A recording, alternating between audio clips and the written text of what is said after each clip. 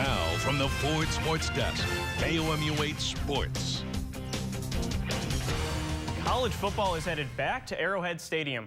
The Chiefs announced yesterday that Mizzou will take on the BYU Cougars there exactly 1 year from today. The last time there was an FBS game at Arrowhead Stadium in 2011, the Tigers beat the Kansas Jayhawks 24-10.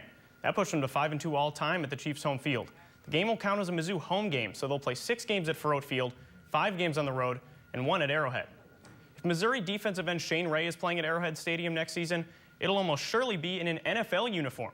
Just when you thought there was nothing good left to say about the junior, Mel Kiper, who's ESPN's lead NFL draft expert, sees Ray as one of 4 possible #1 overall picks in the 2015 NFL Draft. Should Ray become the top overall pick, he would be the first Mizzou player to ever have that distinction. These Mizzou defensive linemen were all taken in the top 15 of the draft. Justin Smith, Alden Smith, and Sheldon Richardson have had successful NFL careers so far, but none of them were taken with the first pick in the draft. This is what Mel Kiper had to say about Ray. You have the freaks, the defensive linemen that can get to the quarterback and wreak havoc in the pass-happy NFL. Kiper is convinced Ray is one of those freaks. Mizzou will be in good shape if Ray can stay hot this weekend when the Tigers take on Texas A&M in College Station this Saturday night. The Tigers, who sit atop the SEC East, have to keep winning if they want to travel to Atlanta for the SEC title game for a second year in a row. They're going to face a stiff test against the Aggies, though, who beat previously #3 ranked Auburn last week 41-38. Since turning to true freshman Kyle Allen at quarterback, Texas A&M has looked like a new team. On the road, the Missouri pass rush is going to have to put pressure on the Aggie quarterback in order to return home with a win. At just 12 years old, Kim Anderson had his first contact with then Missouri head basketball coach Norm Stewart when Stewart spotted him shooting at a basketball camp. 46 years later, after playing at Mizzou and assistant coaching at the school for 12 years, Anderson will finally make his Mizzou head coaching debut tonight against the UMKC Kangaroos. The game, which will tip off at 8 p.m. at Mizzou Arena, features plenty of young talent. 7 of the 11 scholarship athletes on the team have never played for Mizzou, and 5 of those 7 are freshmen. Returning sophomore Wes Clark says the key to beating the Kangaroos tonight is sharing the basketball. I think we can contribute a little bit more and get more assists because we haven't been attacking as much as we can to create for other guys.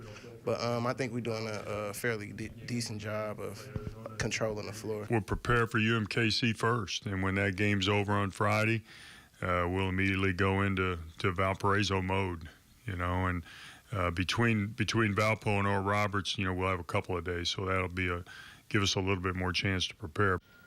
Only the best of the best remain in the Missouri High School State Playoffs. That includes a handful of area teams that have been impressive this season. Tonight and tomorrow afternoon, those teams will be put to the test with just 3 more wins separating them from a state title. Battle will look to continue their magical run against Fort Zumwalt North. The Spartans, who looked average for most of the season, have taken off since their loss to Jefferson City on October 10th. They've won 4 straight games since then. And Osage, led by senior quarterback Austin Riley, who has thrown for over 2,000 yards this season, match up against Monette. The Indians will need their passing game to be clicking in order to advance to the state semis. And after a thrilling 32-30 win over Blair Oaks last week, the undefeated California Pintos look to run over Orchard Farm, who hasn't lost in almost 2 months.